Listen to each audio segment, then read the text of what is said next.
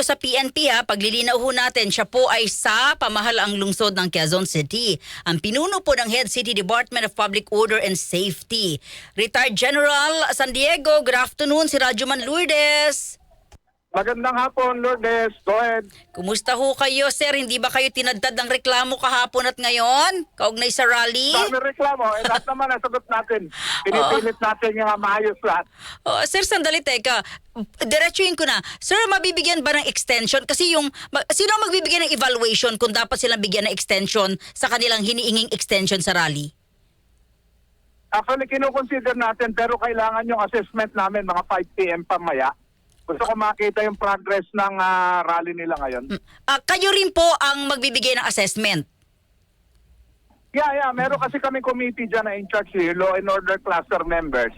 Pinag-uusapan yan kung kailangan extend, may dahilan ba, may violation ba, etc. Kung okay naman, wala kaming makitang violation, pwede naman i-extend yan.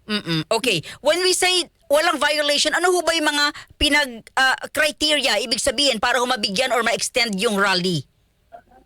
Kasi Lourdes, meron kami parameters na pinirmahan kahapon kaya na-grant yung permit para ngayon. Naka-enumerate kung ano yung mga hindi pwede at saka po pwede. Apparently, at this point in time, wala pa kami makita na violation. So, anytime soon, siguro pagdating na alas 5, magni-meeting kami ulit. Pag same ang situation, wala namang makitang problema, walang reason para hindi extend dyan at magpagat ng permit. Opo, ilang araw or linggo ho ba ang initial na hinihinging extension? Daily kasi assessment namin, yung original na plano nila, 3 days na straight. Hindi natin pwede ibigay yung 3 araw kasi ina-assess namin kung marami na apektuhan na hindi kasala sa rally like yung EDSA. Kailangan tuloy-tuloy ang traffic. Yung mga nagra-rally, walang mag-spill over sa EDSA. Yung mga sasakyan nila, kailangan nasa ayos. Pag na-satisfy nila lahat yung parameters na yun ang sinasabi ko, pwede natin bigyan ng extension. Pero sir, ang inyong assessment per day? Ang assessment po niyo per day?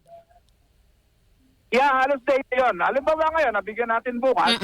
Tomorrow will be another day. That's good. I-assess natin ulit kung pwedeng extend pa. Okay, kasi so hanggang Friday ang kinukuha nilang permit Hindi okay. pwedeng one time big time. Opo. Daily ang ating assessment.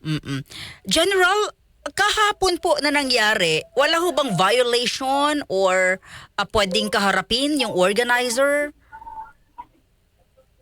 Yeah, regular naman ang contact namin sa kanila. So far, yung maganda naman, lahat na ni-request namin nangyayari. Like, i-clear nila yung EDSA, naalis naman yung bus nila.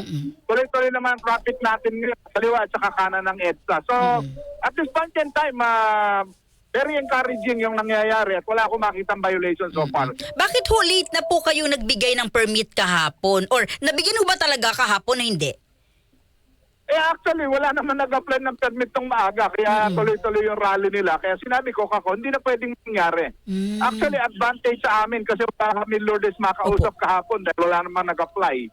Pero this time, yung organizer, nakipag-coordinate na sa amin, nagkomperensya kami, kaya nga merong memorandum of understanding na pinirmahan ng lahat ng mga members ng Law and Order Cluster. Kasama na yung mga organizer from Iglesia ni Cristo, yung mga kapatid natin doon.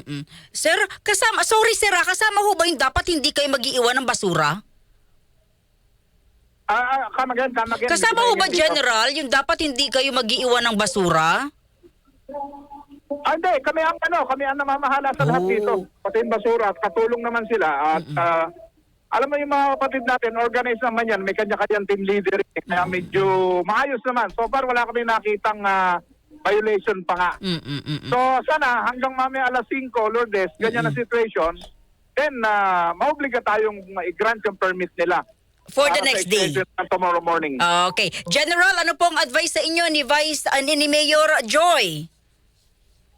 Ang advice natin ni Mayor, just like in previous mga rallies dito, make sure na na-maintain natin ang public order and safety at saka yung mga parameters natin, yung agreement natin ay nasusunod. So far, yun naman at maganda ang naging situation. Na-report natin nga kay Mayor, sabi niya, keep it up, pantayan nyo, kasulong namin ang QCPD dito ngayon. Malaking participation nila dahil yung mga security forces nakatutok dito sa atin. Okay. Diyan pa rin kayo sa area? Di kayo umaalis, sir? Kasi nga kaya na pa kami madaling araw rito eh. Hindi pwedeng iwanan to dahil alam mo naman masyadong volatile lang situation. Anytime baka may manggulo, subsider na hindi kasali, kailangan ma-anticipated namin. Okay. General, maraming salamat ha. Ingat ho kayo dyan. Mabuhay kayo. Thank you. Yeah, thank you Lourdes. Mabuhay ka. DZXL